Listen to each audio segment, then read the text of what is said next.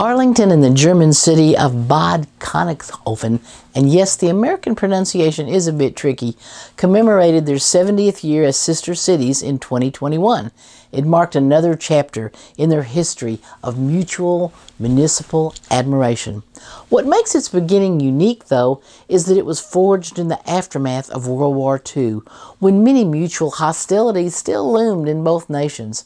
But it's a great story of an unlikely friendship with roots in basic humanity, people helping people simply because they're people, people in need. Hi, I'm Donna Darovich, and this is an Arlington Time Capsule.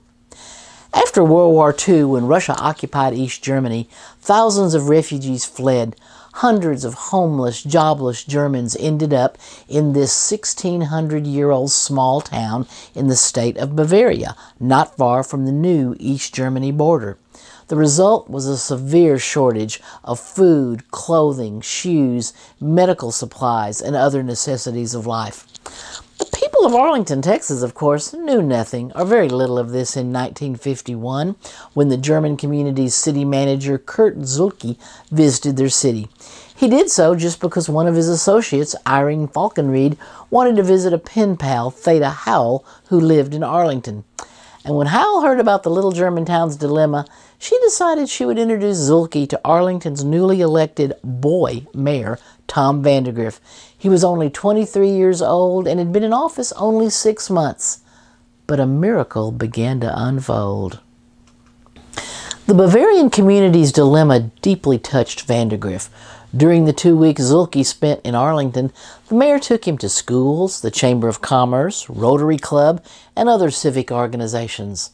And the response was remarkable and consistent. It was, "We want to help. We will help." Arlington citizens began collecting clothing, food, medical supplies, shoes, thread, needles, bedding, and even gifts. The collections grew. First a few hundred pounds, then thousands of pounds of supplies, then truckloads full, then railroad boxcar quantities. The first boxcar filled with items for the Germans was loaded at Arlington's Texas and Pacific Railroad Depot February 1st, 1952. Texas and Pacific even picked up the tab for the freight trip on to New Orleans. From there, like steamship companies shipped it, also without charge, to the German port of Bremerhaven. From there, the goods traveled by rail to Bad Konigshofen. By the way, Bad translates, interestingly, to spa, because Konigshofen was the site of world-famous mineral spas, just as Arlington, in its early history, was known for mineral waters, though certainly on a smaller but more regional scale. People without shoes, a coat, or blankets for those bitter cold German winters suddenly had them. People who were living day to day without promise of a meal suddenly had food. But that first shipment was not the last. 3 more shipments would be sent from Arlington, another in April of '53, a third in January of '54, and a fourth in January of 1955.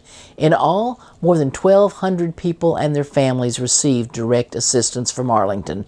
Though Bad has long since recovered, the friendship between the two sister cities continues. Visit Bad Konigshofen today and you'll find Arlington Park and an Arlington fountain. And by the way, the latter was partially paid for by Arlington Girl Scouts. Hundreds of students from both cities over the years have been pen pals. In Arlington, there's a Bad Konigshofen Recreation Center and Pavilion, and the Family Aquatic Center in Stovall Park. Both cities have similarly engraved boulders dedicated to each other in city parks. A collaborative team of artists from Bad Konigshofen and Arlington collaborated to create a commemorative monument in the German town. It's called The Bridge. Not to be outdone locally, another team of artists from both cities working in Arlington followed up with the creation of a 12-foot tall stainless steel International Peace and Friendship Monument. It's located in downtown Arlington.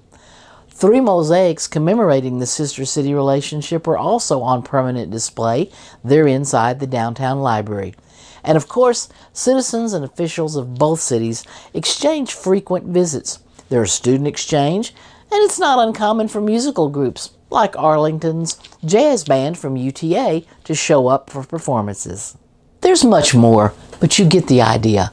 A friendship forged in the aftermath of World War II has become a powerful bond across the Atlantic, linking the communities together.